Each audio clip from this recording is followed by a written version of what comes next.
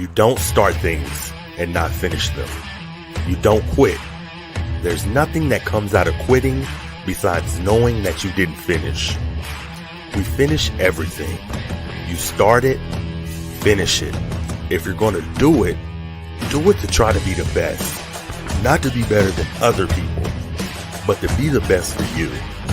You grind hard so you can play hard. The work you put in will pay off.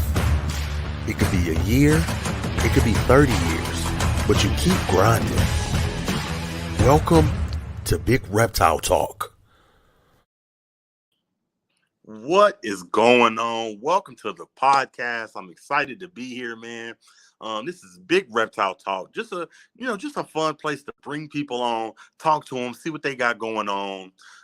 And just pick their brain. I want people to be able to come here, learn questions. If you're a breeder, I want you to be able to come here, get your questions answered, and have a little fun. Shout out to the people that are showing up in the chat. What is going on, my animal house? What's going on, Bosa Balls, live ASMR? What's going on, man? I much respect to y'all showing up, man. Super excited today, man. Why is that going like that?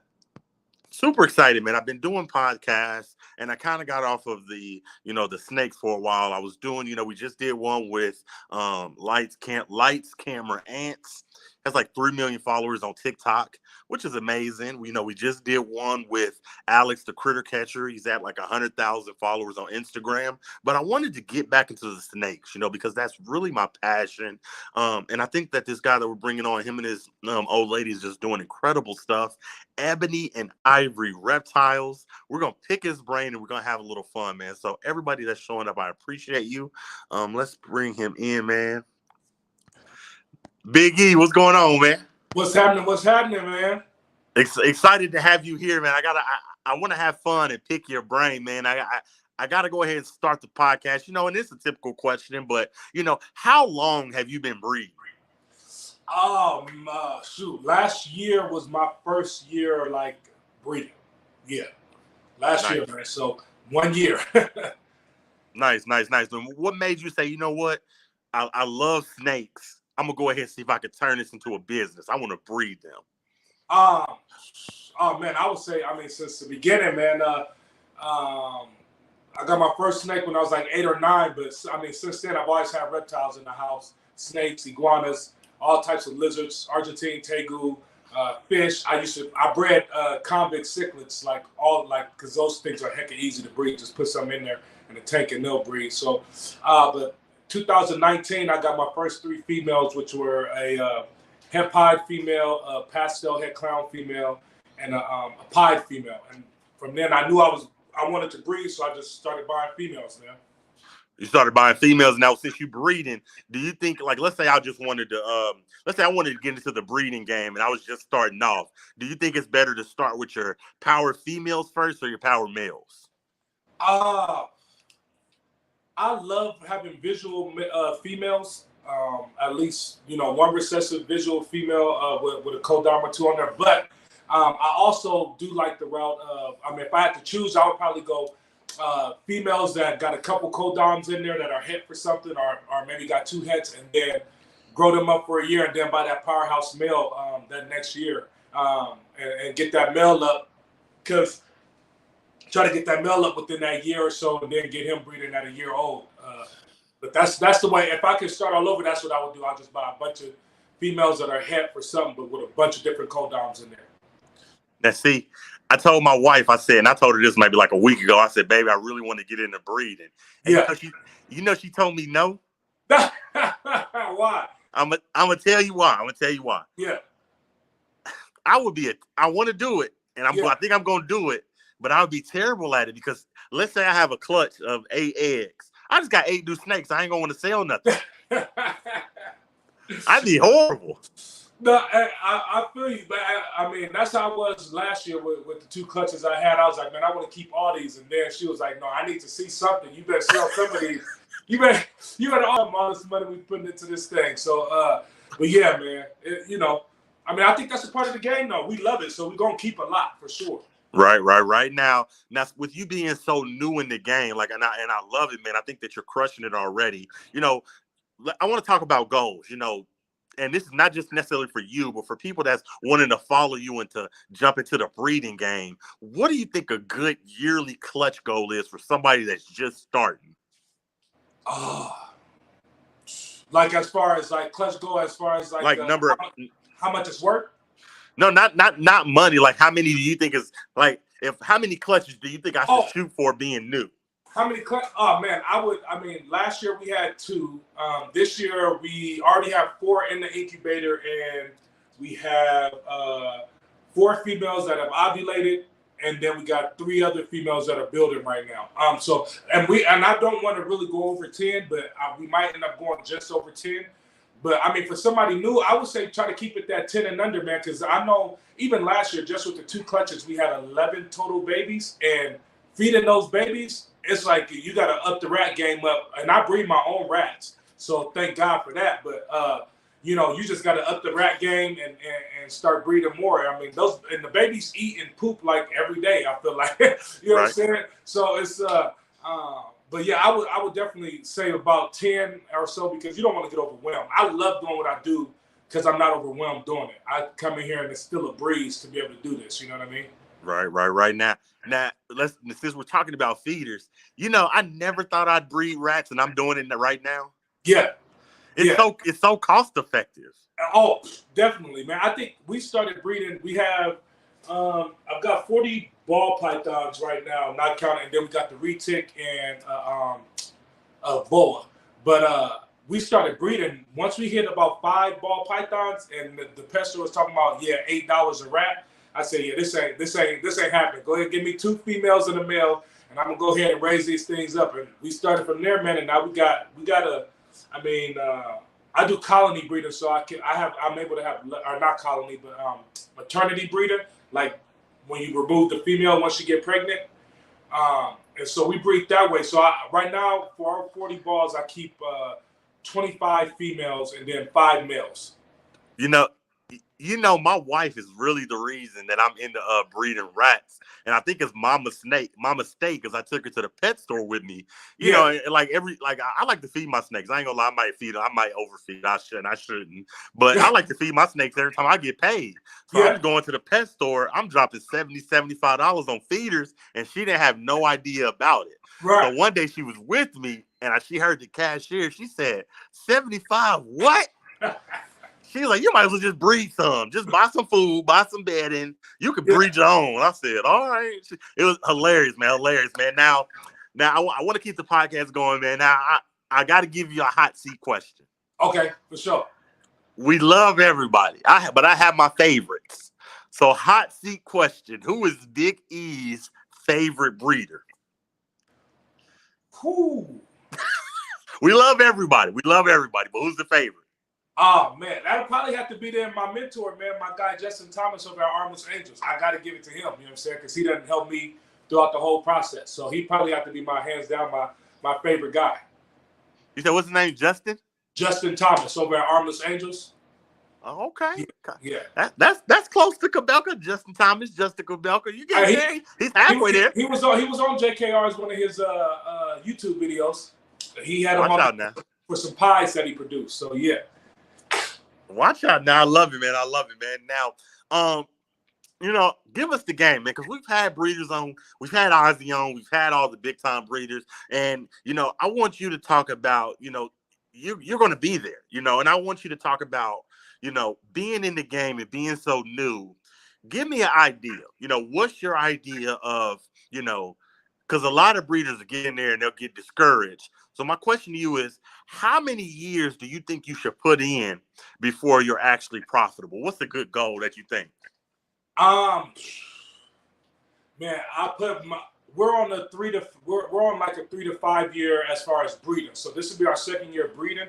So we will make some money this year, but we're not going to make everything that we put into this at all. I mean, I built a whole room in my garage for the rats and the snakes that cost me about $10,000 for all the material, electrical, all that kind of stuff. So we're in this thing deep. I mean, I mean, they say every business is, you know, give yourself that 3 to 5 year cushion before you really start making a profit. So that's what I would tell new people coming in. I mean, just stay the course and stay in your lane, man. And I mean, wait that 3 to 5 years out and keep doing what you what you're trying to do in order to get to where you're trying to get to. Right. I love that. I love that advice. So you thinking about 5 years, at least by 5 years, being new breeders, that's where you should start seeing profits. That's a good goal, man. I love that. Yeah. Now, I want you to give some advice. You just got into the game. You've been breeding for a year. You've been crushing it. So give some advice. What's the best advice you can give new breeders wanting to follow you and do what you're doing? Man, pick a project and stay with that project. Like, don't waver on the fads or what's new or trying to hop on the train of whatever, JKR put out or Canova put out on his next Wednesday video or whatever day he put. I feel like every time he put out a video of whether it be the Ultra Male video or then you got the DG Clown Pie video, then everybody hopping on that train. Man, I would tell people stay in your lane, man, because that's a lot of years of work that he done put into this game. You know what I'm saying? You can't just, unless you're coming in with, hundreds of thousands of dollars, you're not about to just hop in there and do what JKR do. So, you know what I'm saying? Stay in your lane, pick your project, and stick with it, and do the best you can do with that project. Right. What are some of your current projects right now? So as far as recessive-wise goes, I'm only working 4 recessives, and that's the Pie, Hypo, Clown, and Desert Ghost. The goal is to have all 4 of those in one animal at some point. But right now, I'm really working the DG Clown and then the DG Pie project. And then I just picked up that Hypo Clown head DG female, and hopefully to put the Hypo into that project as well. So I love it, man. Now, give me, I want to time travel. I want to have a little fun. Let's do a time travel. Okay. Let's go. Let's rewind. Talk about that excitement, seeing your dream, become a reality when you had that, that very first clutch. How did it make you feel? Oh man, over the top. So if I could, like, the pairing was a entry fire Desert Ghost head clown, possible head hypo male to a pastel head clown female. So the odds were 1 to 4 on every egg to be able to hit a clown. That was visual clown, head Desert Ghost female, or head Desert Ghost snake. And man, I had 5 eggs and I hit 3 clowns in that clutch on 1 to 4. And the video's on YouTube somewhere, but bro, I was screaming on that video, going crazy. Like, there was no, I didn't play. I tell my wife I didn't play football, college basketball in 28 or with 20,000 people in the stands, sold out stadiums. I played against North Carolina when they had Tyler Hansborough, Ty Lawson, and them cats. You know what I'm saying? In my college basketball days, and then I played football when, you know what I'm saying, I played at Oregon, and we played against the Ducks, and it was crazy in there. But none of that excitement can match up to those producing those eggs, man, because that was like a lifetime of just dreams, just, you know what I'm saying, and you in control or kind of in control of that situation. So ain't no feeling like that, man. Right. Just seeing that first clutch, seeing a pip and come through the egg. I know it's just amazing, ain't it? Oh yeah. Oh man, it's crazy because you said, my first question, I'm sitting there trying to guess all the genes that's in the snake, and then when they finally came out, I wasn't right on none of them, but I just knew they was clowns. But you know what I'm saying, all the other stuff I was wrong on it. But man, it was I overwhelmed with excitement, man. Right. I feel that. Now, being so new in the game, man, a lot of the breeders, like shout out to High Desert Pythons, AP, Ozzy. Do you feel like being so new in the game, when you had questions that a lot of the top dogs, do you feel like they welcomed you in and kind of answered your questions, or you feel like everybody was kind of hush? Yeah. There's a few people that I've reached out to that never got back to me. And I won't say their names, but because I ain't about that life. But Antoine, that dude, I could call him or text him right now. He'll get back to me within 2 minutes. That's my guy right there. I text Ozzy before, and he got back to me with no problem. Will Monroe, I'm in his Patreon group, and that dude, we go back and forth, and we bounce ideas off of him all the time. He always gets back to me. Bob Boo, I reached out to him on Facebook. I ain't never bought a snake from him nor Josh Jackie from Ball Python Shed. And those two dudes, any question I ask them, they get back to me and give me an answer with, man. So I haven't had anybody, you know what I'm saying, just like shut me out. I had dudes ignore me, but that comes with the territory. You know? Okay, that's good. So for the most part, everybody's pretty welcoming. Yeah. Oh yeah. Like, hey, I got you. Yeah. Yeah. I love that, man. That's what we need in the hobby, man. Shout out to all of them, man. Now, I gotta give you a hot seat question, dog. Okay. You got a lovely lady. I got a lovely lady. We all want to, do certain shit, and we don't want to be truthful. So my question to you is, you working on projects. Yeah. Have you? I just gonna get you in the hot seat, dog. Have you ever wanted something for a project? Let's say the snake was like $900. He's like, baby, I really need this snake for a project. It's only $100, but it's really $900. Hey, yeah, I have. I done told you, what I'm saying? I have, man. And the co should be like, where do you get that snake from? How much was that snake? And I was like, man, don't even worry about it. We got it. It's here. It ain't going back. So yeah, but anything big though, like the real big purchases, she's involved in, man. She's just as big as a part of this whole Ebony and Ivory thing as I am, man. So, I just do all the leg work. Hey, this is what you do. You like, she said, baby, it was $100. And she said, well, I see 900 came out the bank. You say that was the taxes. Right. That was a shipping cost, man. You know what I'm saying? Shoot, now, man. You say they shipped it in a Louis Vuitton container. Hey. And we get to keep the container in this Louis Vuitton. Right, exactly. I love it, man. Now, I want you to, think about the future. Yeah. Okay. And when I say that, every breeder that we look up to, they're known for a specific morph. Okay. We know Ozzy's the Orange Dream. We know Kabelka did the Batmans. We know, a lot of the bigger people, they doing just incredible shits, and they're known for certain morphs. So do you ever see yourself down the road making that Ebony and Ivory morph? And was that the one you're talking about where you're trying to put out 4 genes into one snake? Yeah, well, but in that I am trying to put all 4 of those in together, but my main project and goal over the next 5 years is to produce combos of the Desert Ghost Clown Pie. That's by far my favorite project altogether is the Desert Ghost Clown Pie.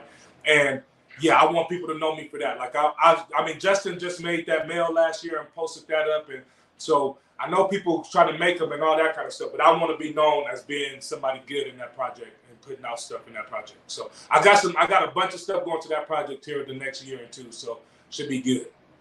See, you got to have a cool name with it, like Orange Dream. That's a good ass name.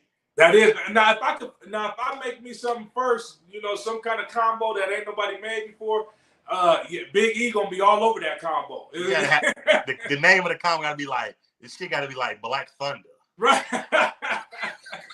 You know what I'm saying? Shoot, man, it's gonna be something like that. I love it, man. Now, give us that game, man. I want my podcast to be a place where people can come, have fun, and get that knowledge. So my question, this is like a double part question. Do you egg cut? And the second part of the question is, why do you think, a lot of people do it? And why do you think, some people like it and some people frown on it? Why do you think it's so taboo? Do you do it? And like I said, why do you think people are kind of like split on it? Right. So yes, I have egg cut before. If my eggs get to day 59, day 60, I'm gonna cut them and see what's in there. And make sure everything is good. Not it could just be my incubator is running low and they just they didn't cook fast as the previous clutches. But I have done it, and if my eggs hit 60 this year and they haven't pipped, then I'm sure I'll cut one open and make sure everything is good before I move on to the rest. I don't think that personally that anything is. I've heard all the theories that if you don't let them pip, then that's how people get ones that don't eat and they refuse meals and this, that, and the other. Let nature take its course, all that kind of stuff. But we didn't let, in my eyes, we didn't let nature take its course from the get-go because I paired these animals together myself. You know what I'm saying? This is my art that I'm trying to create, via through these animals. But I'm not against it, nor am I you need to egg cut, nor am I do you need to pip. I just really feel, that people have that choice, but I do think that people frown upon it because the rest of the public doesn't understand it. you know, and you see egg cuttings all on YouTube, and people like the PETAs and all that kind of stuff would be the ones that be like, why are you cutting these eggs? And people don't understand that, don't understand, you know, why somebody might be cutting them to make sure, you know, see if the umbilical cord is twisted up or something's going on in there. So, you know, I think it comes with its pros and cons for sure. Right. I definitely agree with you, man. Now give us that knowledge, man. You know, you've been in the game. I'm sure you've been in the game well before you decided to start breeding. So give us some knowledge. You know, to me, I feel like ball pythons, you know, are like stocks. They go up and down, up and down. One year they might be this, the next year they might be this. So give us your idea. What are some of the, you know, the morphs that you think people should stay away from? You ain't gonna make no money. Ooh, oh man. Some that, I mean, of course, I mean, ones like, I don't mess with spider only because that wobble scares me. I don't like it. Anything, you know, that will cause something like that, I think you should stay away from, because it just has that stigma in the community and out there in the public that, hey, this is not something you might want to work with.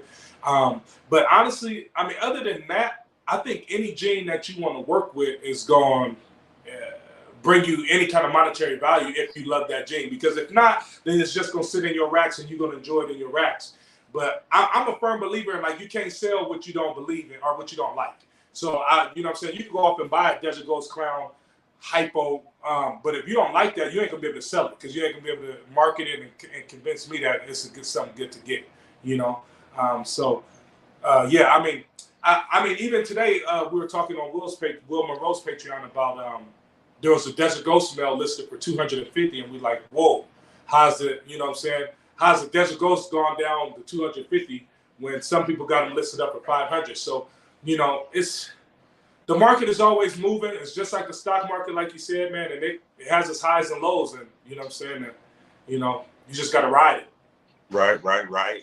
Now, you know, you've been doing your thing. You know, you're fairly new in the hobby. Now, I want you to talk about, you know, we all know Morph Market. It's a great tool. Do you think it's very important to be on Morph Market, or do you think it's better to sell your snakes at word of mouth, vending expos? Or do you think it's just a mixture of everything? Do you think Morph Market is the way to go, being a new vendor? I think you got to find your niche, right? I think you got to be able to do everything. As for, like, I'm vending the local show that they're having down here about 20 minutes from me in August. This is the first show they've ever had, and so I was gonna go to what do you call it? What's the one in Florida coming up in August? Daytona. I was gonna go to Daytona, but Daytona's the same day, and I'm like, nah, I gotta vend here so my community knows who I am.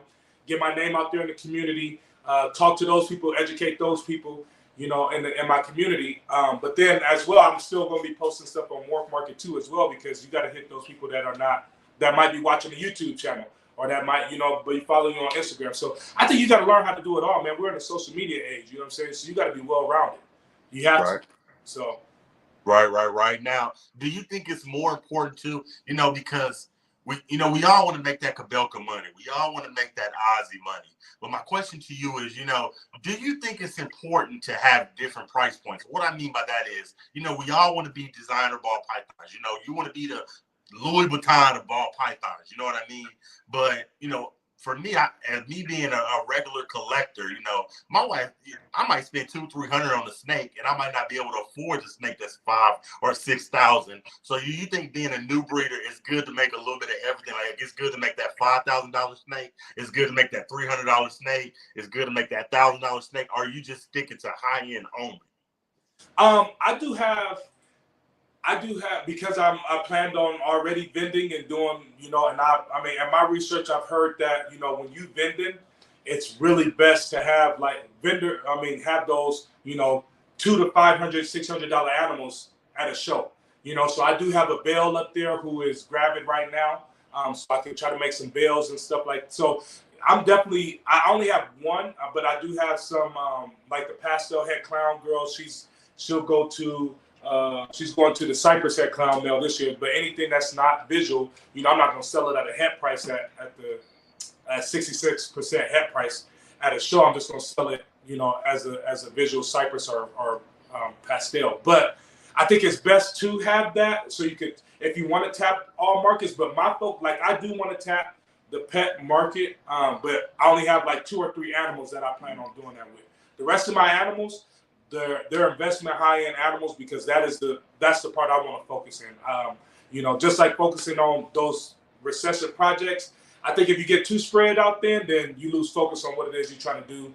And I mean, for me, I just don't have enough space to hold, you know, more than 100 animals. You know, so that's my thing. Right. I feel you, man. Just so much knowledge, man. I love it, man. Thank you for being here. Oh, now, yeah, man.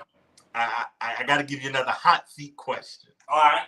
So, you know, we all want to make those sales. You know, shout out to Miguel. He's doing insane shit. He's selling shit to celebrities. Ozzy, you know, he sold the rock star Ozzy, football players, Logan Paul. He's making a shit ton of celebrity sales. So my question to you is, because I see it coming down the line, man, if you could sell any celebrity a snake, who would it be? Denzel Washington. No, that's my answer. Yeah. Oh, is it? Yeah. Man, hey, it had to be Denzel. I tell my wife all the time, to anybody 40 and older, I'm Denzel. Like I'm to any woman that old, I'm Denzel Washington to them. You know what I'm saying? Like I love Denzel. I love everything from Training Day to, you know what I'm saying, to John Q. So if I got a chance to sit down with Denzel, I'm selling him a snake. It'll be him or Jay-Z. Maybe Jay-Z too. And that would be insane for the hobby. If Denzel Washington got it and we're like, look at this snake. Hey, boy, can you imagine like hotcakes? Hey, can you imagine that? Boy, that would be crazy. I love it, man. I love it. Now, you know, being new, give us a little knowledge. You know, what do you think is better? Not necessarily better, but what are you doing right now? And do you think it's good? You know, teach us. What do you think is the best? Do you think palpating is the best? You know, because you're getting in there, you're real personal with it. You're learning where the eggs are, or do you do like the machine, the sonogram, to where you can see what's going on in there? So I did. I tried to palpate, and honestly, I couldn't. I still can't even pop. I don't even know how to pop a snake. Like I don't know. Part of me is because I'm 290 pounds, and I feel like if I press on that snake too hard, I'm going to damage that snake. So I always reserve when I'm doing it. But last year I had to invest in the ultrasound machine because I was like, I can't feel anything. And I just bought this $4,500 male, and I want this male to go to as many females as possible, but I don't want to waste them on breeding females that ain't even building. So I bought the ultrasound, so that way I could better use him or use that male. So yeah, I don't think there's anything wrong with it. Like my mentor, he still just palpates. He's like, man, nah, I got it. He said I got it down pat. I only palpate. I'm like, man, more power to you, because I can't do it unless they have almost ovulated. I can't feel nothing in there. I can't feel it, man. So you crack me up, man. Great answer, man. You crack me up, dog. Now, you know, give us that knowledge, man. Like, you know, because a lot of people, even like me, you know, I'm terrible at building shit. But don't get me wrong, I want to get on YouTube and learn. And what I'm talking about is incubators, you know, because like I said, I want people to have that knowledge. What do you think is better? Do you think it's better to buy an incubator, or do you think it's actually not bad to go out there and make one? You know, look at a YouTube video, get you a wine cooler, and make an incubator. What's your opinion on that? Man, I paid, let me turn this just a little bit. That Rockstar machine right there, I paid $50 for that Rockstar machine. And bought me $20 worth of heat tape off of Reptile Basics, and taped it in the back. Put me a little $8 computer fan, USB computer fan. Drilled it up at the top, and that's my incubator. It cost me a total of $70 maybe to build that incubator versus going off and buying. And I could fit. I got 1, 2, 3, 5 bins in there right now. I could fit comfortably a good 8 to 10 clutches in there. And so that's really all I need right now. You know what I'm saying? So I mean, as a new breeder, anybody getting into the hobby, I would definitely say, if you could find you a little wine cooler or something, definitely do that, because I'd rather take my money, rather than spending close to $1,000 on an incubator, I'd rather take that $800 and get me a female snake to put in the rack and grow up. You know what I'm saying? That makes sense, man. I love that. It makes total sense. Yeah. I thought about trying to do that, but I'm scared I'm gonna burn my fucking house down. I'm a terrible builder. I'm like, oh, I'm gonna get some heat tape. My shit gonna catch right on fire. Hey, it ain't no, but Reptile Basics sells the heat tape that's already got the cord attached to the heat tape, so you ain't gotta even solder nothing or nothing. It's already attached. All you gotta do is plug it in the wall and put a thermostat on there, and you good. Right. I love it, man. Now, a lot of people, they get into the hobby and think that they just gonna be cracking shit out, overnight, and it's not true. So my question to you is, what's the longest time that you put into a project or currently have invested into a project? Like, you might not see babies, for down the line. You know what I mean? What's the longest you've put into a project you were working on? Right now, currently that DG Clown project. So I bought a bunch of clown females and het clown females when I first got in. And then I bought the DG Clown male or DG Het Clown male last year, and I produced. And so that took 2 years of growing those, year and a half, 2 years of growing up those females with that male. And then he produced for me 2 female babies this year, 2 clown head desert ghost females. So now I got to wait for those 2 females to grow up to then put them back and hopefully produce me my first visual DG Clown. So, man, I'm already 3 years into that project, and I ain't seen a DG Clown yet. So I'm hoping within the next year and a half, then I can hit my first DG Clown, man. So it could be like a 3-4 year project before you actually see results. Yeah, easy. And I think I like those projects. Like, I'm not in a rush, and that might be because also, like, I have a good full-time job where I work for the military full-time, and I'm not in no rush to leave my job. So if these snakes was like my income paying my bills, then I would probably feel more rushed. But I wouldn't put myself in that position yet because I'm not at that point. You know what I mean? So, dog, big bro. This shit.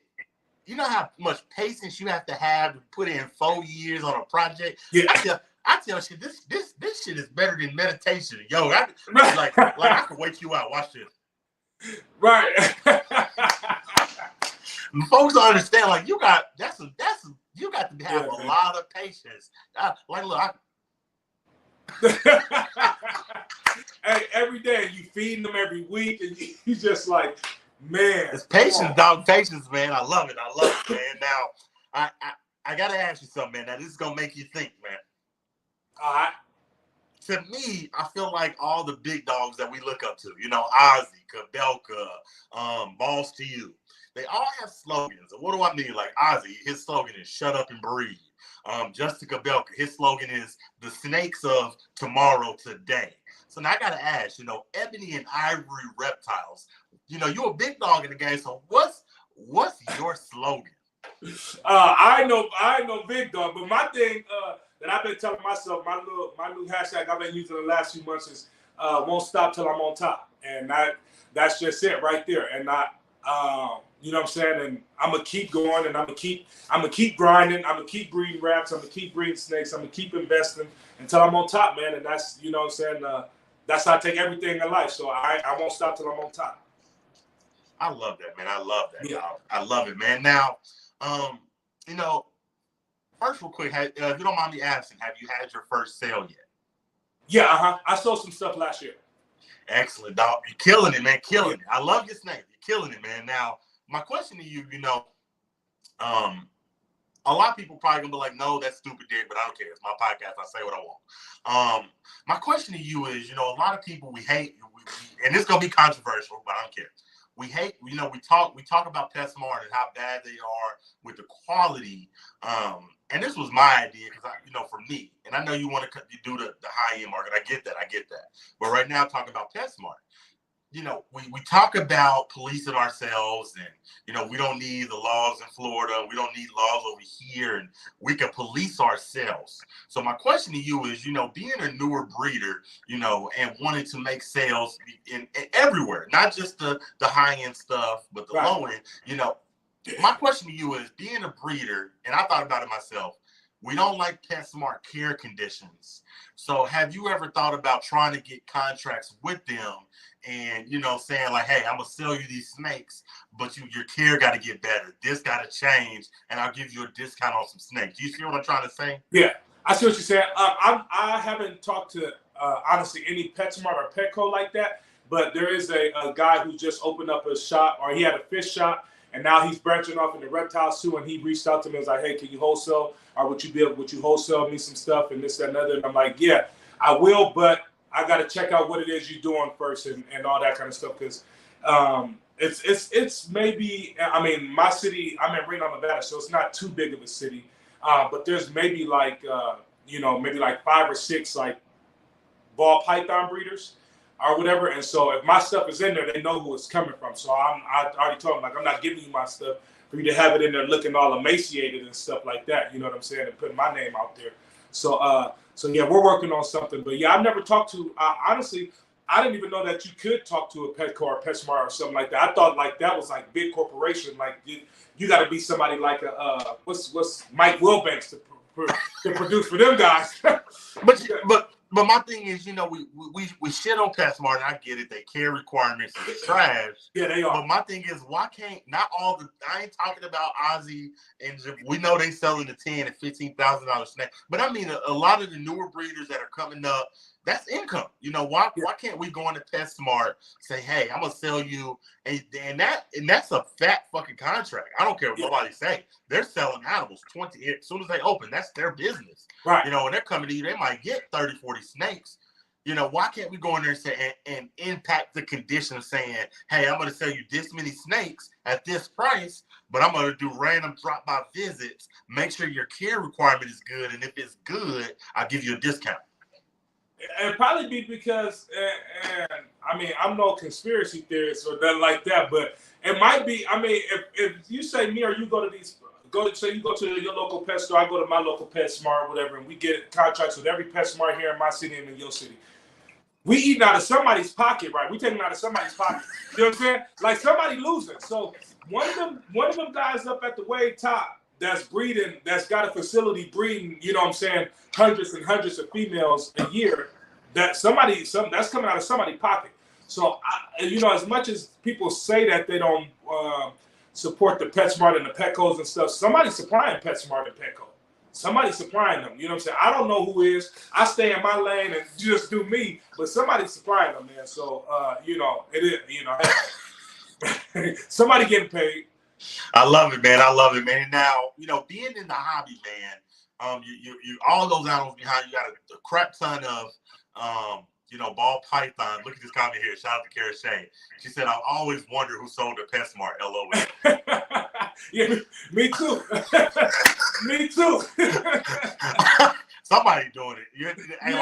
Like when Trump got in office, a lot of people I didn't vote for him. Somebody voted. Somebody did. Hey. Somebody did it. Hey. You know what I mean? Somebody doing it. Right. I love it, man. I love it, man. You being a part of the hobby, man. Do you ever see yourself dibbling and dabbling on the venomous side? No, honestly, no. I'm only because I believe that side needs to be for. I mean, if you're a professional and you love venomous, that's on you. But I really think that kind of stuff. It's not like picking up a ball python. You know what I'm saying? So you really got to be educated in some hours of training, and you know what I'm saying? Because to me, you got a live weapon on you at all times in your house, and if it get out, it can inflict some damage on whoever's over there. So I will never keep venomous. I don't hate on the people that do. I just I'll just hope everybody take the right precautions. And keeping their stuff safe. But yeah, my wife wouldn't have that. Even if I thought about it, she'd be like, "You ain't bringing no venomous, nothing up in here." My son have been open up the cage and everything, trying to pet it and stuff. Nah. I love it, man. I love it, man. Now, this is what it's about, man. We're getting knowledge and we're having fun. The next couple questions is really just for knowledge, and we're gonna have fun. But people get into the game.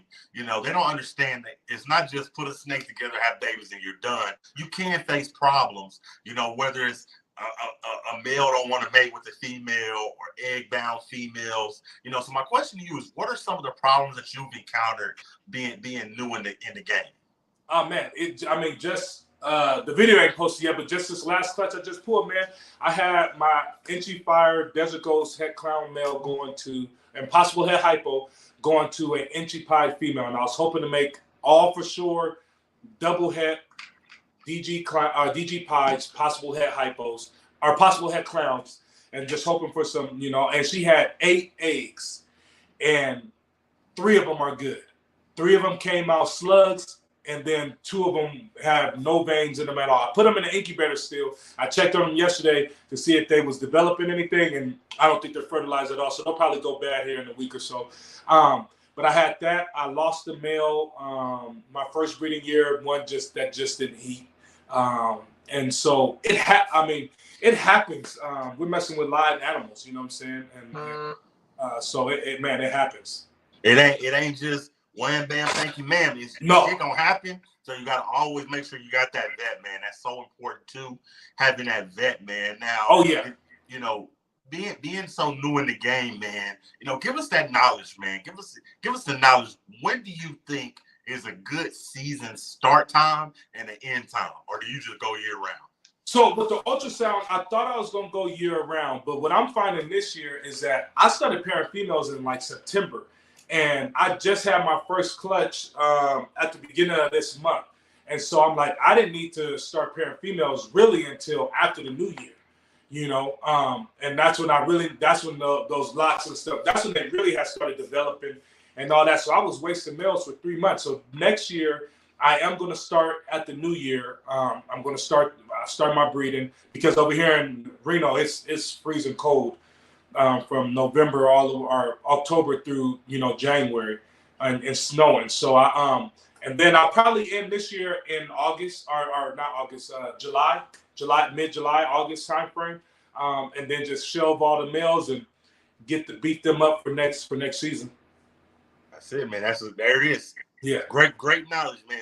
Good times to start your season, good times to end your season. We're getting some amazing knowledge from Big E, man.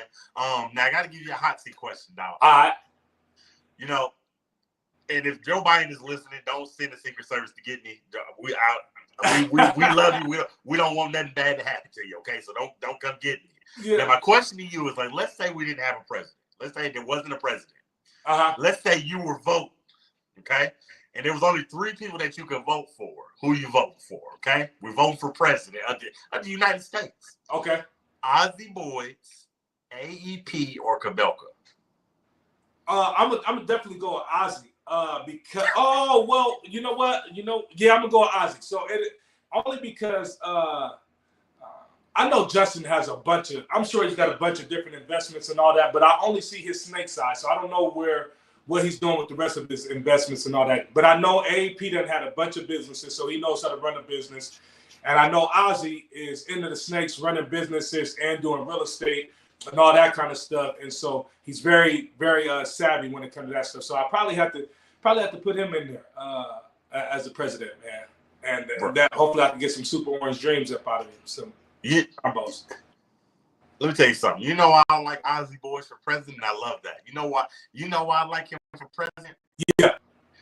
Because Ozzy ain't just gonna sell you a snake. If you buy something from Ozzy, or if you talk to Ozzy, after you talk to Ozzy, if you don't feel like you can buy 17 rental houses, you didn't talk to Ozzy. Oh yeah, for sure. For sure. I love that dude, man. And he just, you know what I'm saying?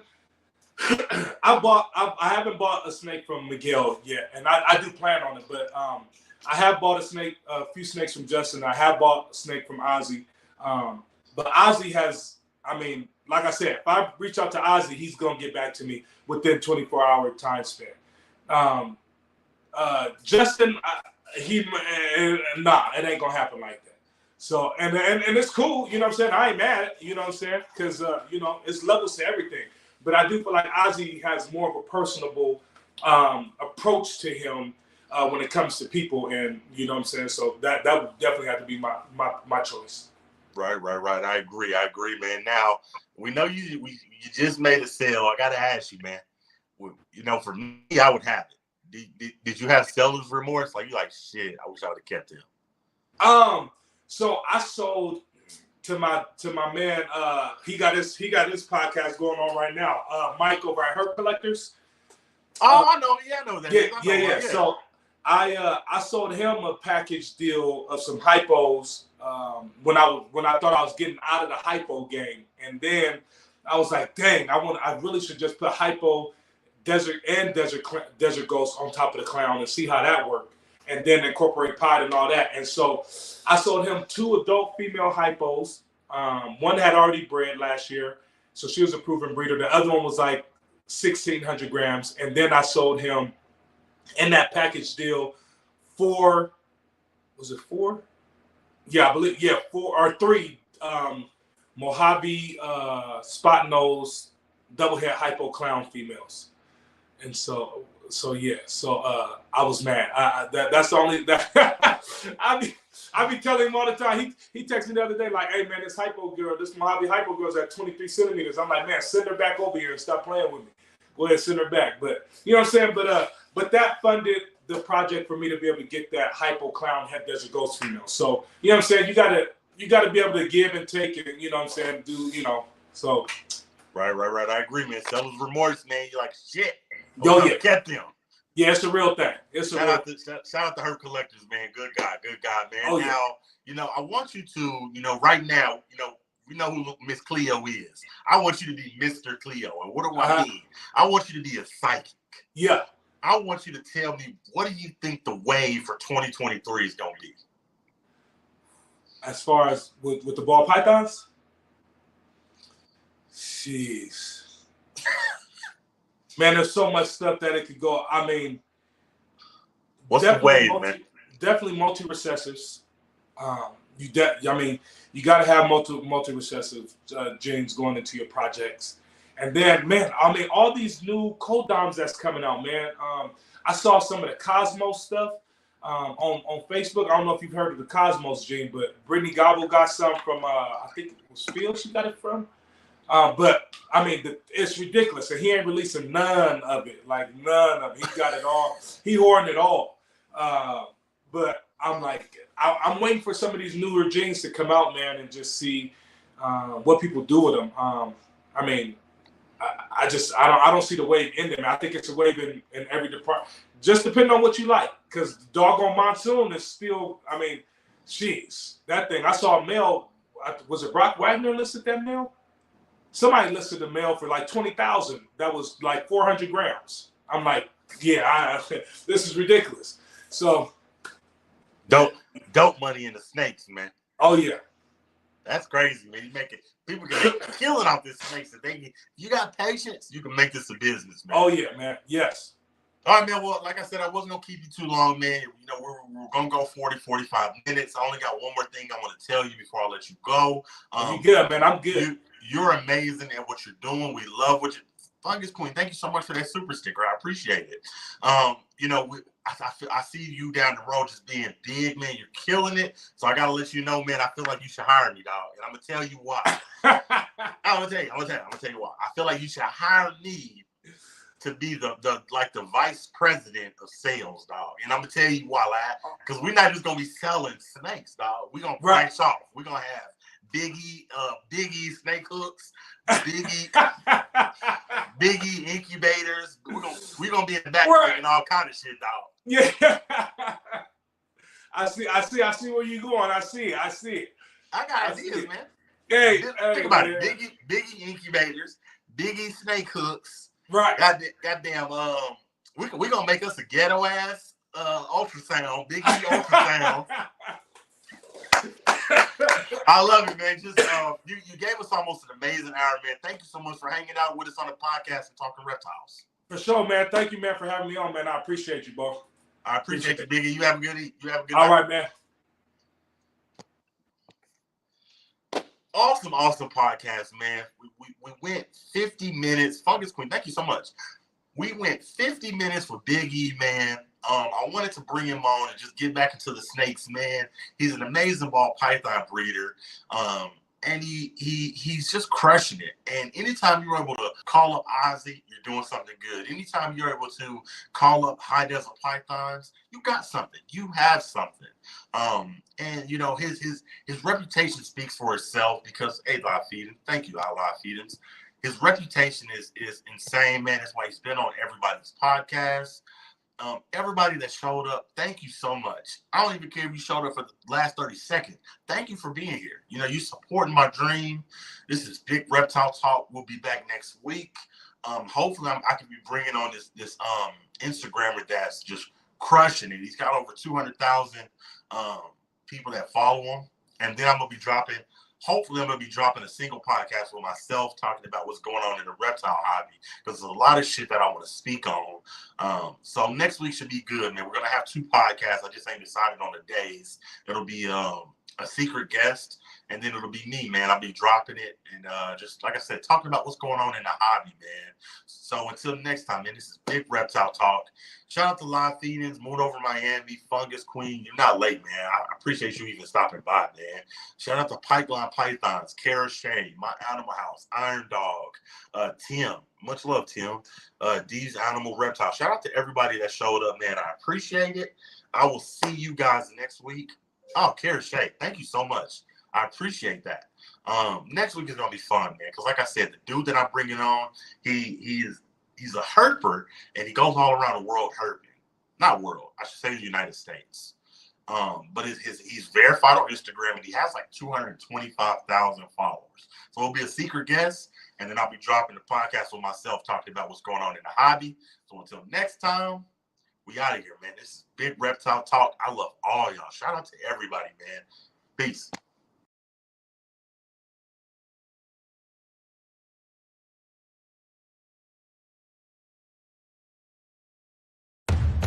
You don't start things and not finish them. You don't quit. There's nothing that comes out of quitting besides knowing that you didn't finish.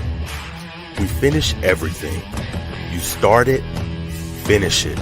If you're going to do it to try to be the best. Not to be better than other people, but to be the best for you. You grind hard so you can play hard. The work you put in will pay off. It could be a year, it could be 30 years, but you keep grinding.